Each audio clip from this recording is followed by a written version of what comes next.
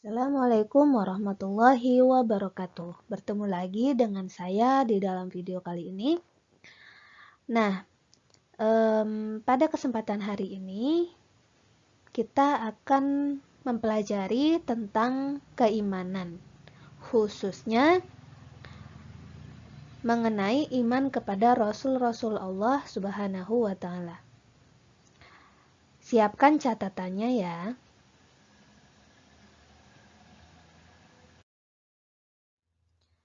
Nah, sebelum kita lanjutkan ke materi, saya ingin membahas tentang peta konsep yang berhubungan dengan materi kali ini. Berikut peta konsepnya.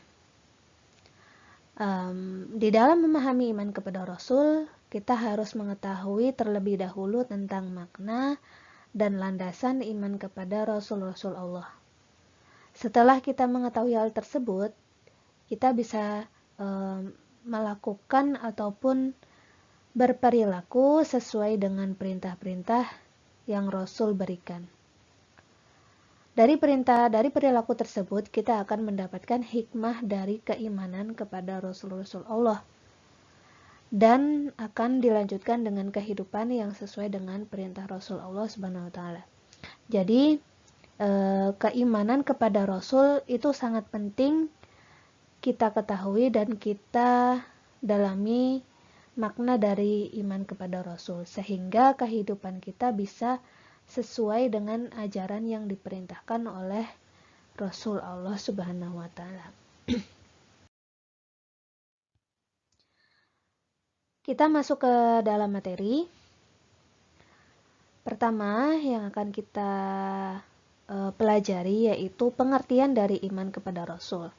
Nah, sebelumnya siapa itu Rasul dan kenapa Allah mengutus Rasul ke bumi? Kita akan bahas makna Rasul terlebih dahulu.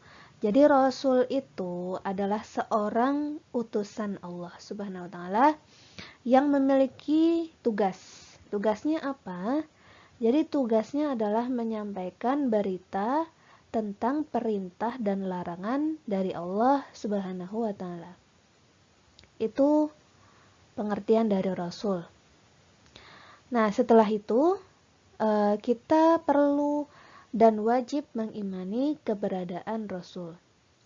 Nah, iman kepada Rasul memiliki makna kita meyakini dengan sepenuh hati bahwa Allah Subhanahu wa Ta'ala telah mengutus manusia dari kalangan laki-laki pilihannya untuk apa? Untuk menyampaikan ajaran Allah Subhanahu wa Ta'ala.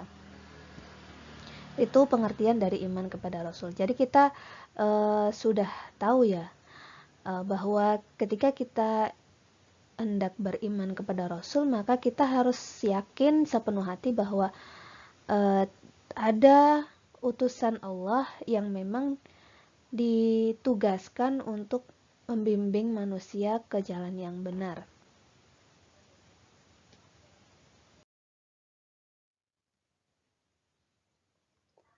Selanjutnya, ini landasan ataupun dalil yang memerintahkan kita beriman kepada Rasul. Ada dua dalil, sumber dalil, yaitu yang pertama dalil nakli dan yang kedua adalah dalil akli.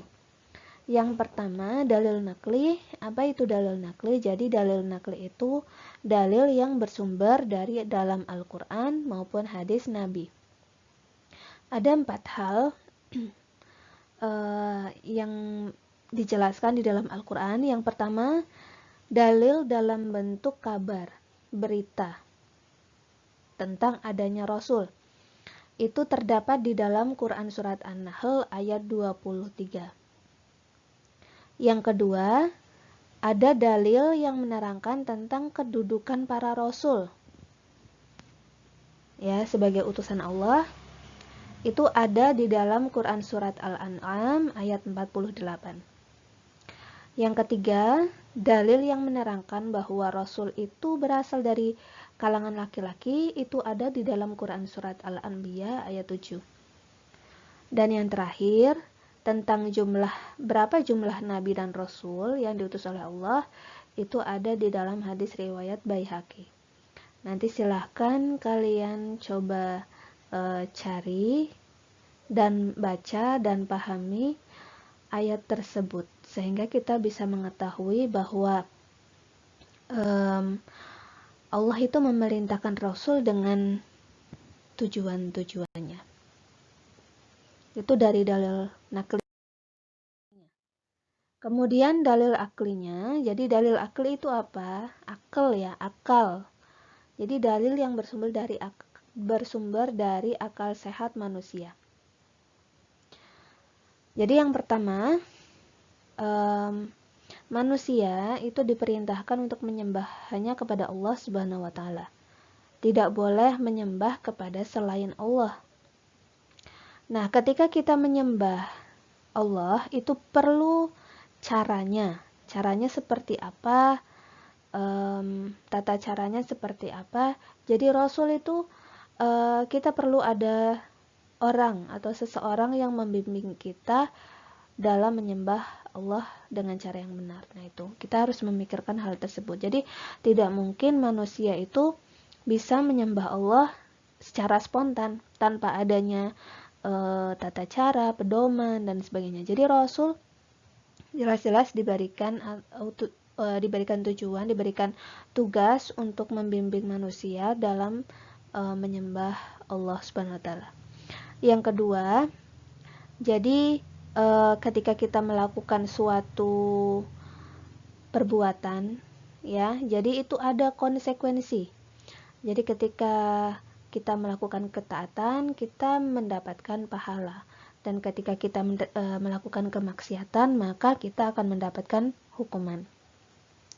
Nah, sehingga dalam membedakan mana yang merupakan ketaatan, mana yang merupakan kemaksiatan, perlu diutusnya seorang nabi dan rasul agar memperoleh peringatan, memperoleh tuntunan yang baik, yang sesuai dengan jalan yang benar. Jadi itu dalil aklinya.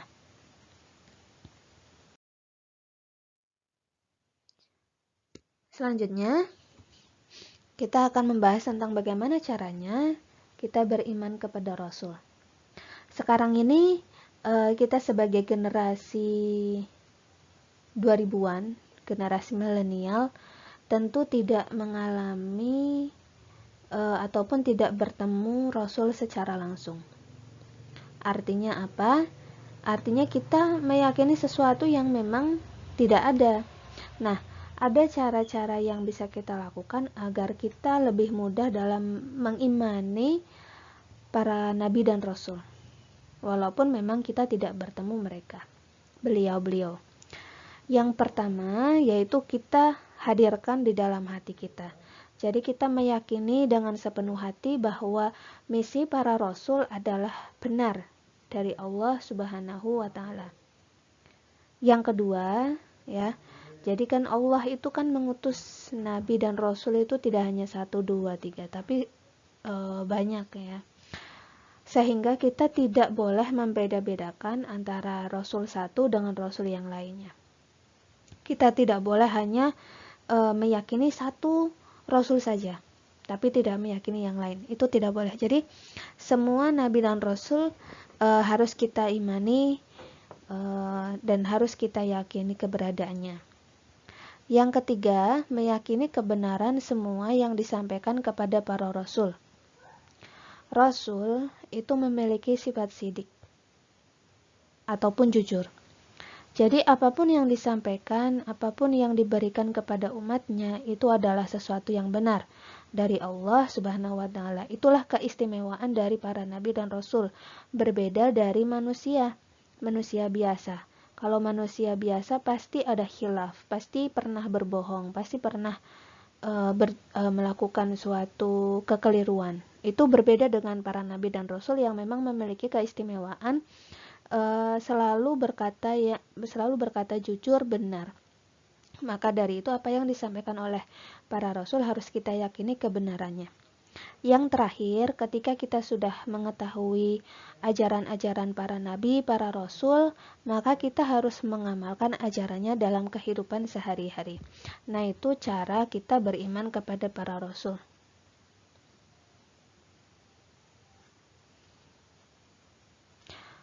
Semoga kita bisa melakukan hal tersebut dengan semaksimal mungkin. Kita kembali lagi kepada tujuan Allah dalam mengutus para rasul.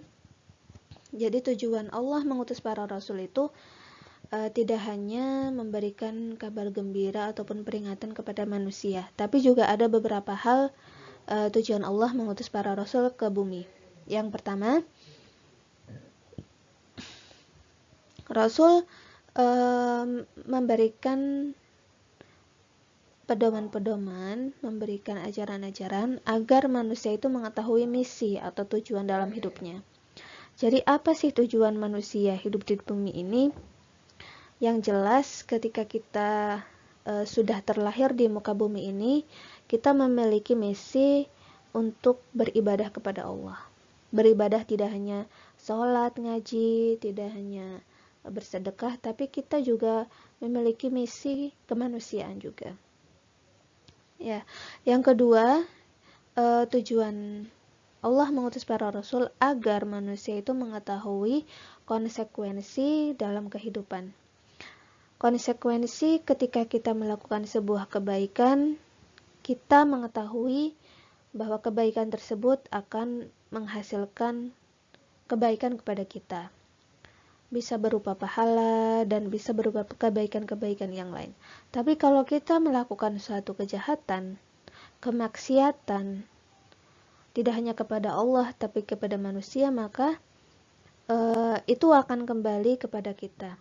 Bisa berupa keburukan ataupun berupa dosa. Yang ketiga, agar manusia mampu meraih kehidupan bahagia. Tidak hanya kehidupan bahagia di dunia saja, tapi juga kehidupan bahagia di akhirat kelak. Dan yang terakhir, agar manusia taat dan tunduk kepada aturan Allah Subhanahu wa taala. Rasul diutus ke bumi menjelaskan tentang perintah-perintah Allah. Dan ketika Rasul sudah menyampaikan kepada kita, maka kita wajib taat dan tunduk kepada perintah Allah tersebut. Maka itu tujuan dari Allah mengutus para rasul.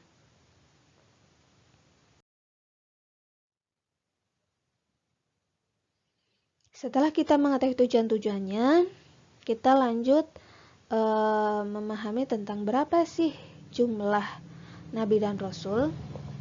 Yang jelas, yang tahu berapa jumlah nabi dan rasul itu hanya Allah Subhanahu wa taala. Namun ada salah satu hadis, yaitu hadis Abu Dzar, menjelaskan di dalam hadis tersebut bahwa jumlah nabi itu sekitar 124.000, sedangkan jumlah rasul adalah 313 rasul. Itu sekitar jumlahnya seperti itu. Nah, yang wajib kita imani itu ada 25. Ada Adam, Idris, Nuh, Hud, Soleh, Ibrahim, Lut, Ismail, Ishak, Yakub, Yusuf, Ayub, Zulkifli, Su'aib, Musa, Daud, Sulaiman, Ilyas, Ilyasa, Yunus, Zakaria, Yahya, Isa, Muhammad. Silahkan dibaca kisahnya, sejarahnya terkait dengan kehidupan para nabi agar kita lebih mengimani rasul-rasul yang wajib diimani. Nah, apa sih perbedaan nabi dan rasul? Apakah sama? Jadi ada sedikit perbedaan. Kalau nabi, ya, jadi seorang utusan Allah yang diberikan petunjuk oleh Allah dan tidak wajib untuk disampaikan kepada umat. Nah, kalau yang wajib menyampaikan itu adalah rasul. Rasul itu seperti Nabi Muhammad, Nabi Musa, Nabi Isa dan sebagainya. Jadi itu wajib menyampaikan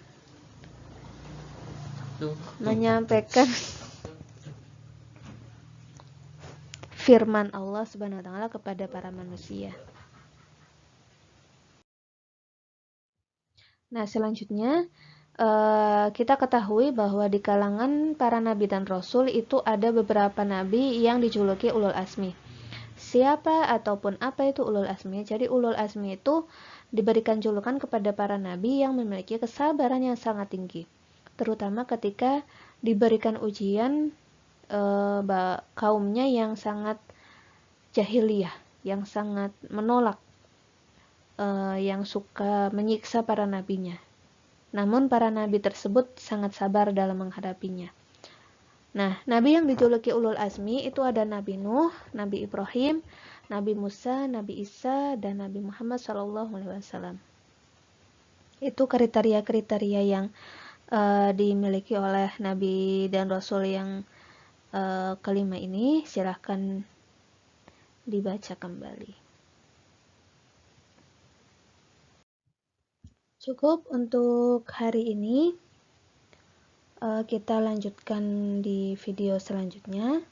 Semoga materi kali ini bisa bermanfaat dan bisa meningkatkan iman kita kepada Rasul Allah Subhanahu wa taala.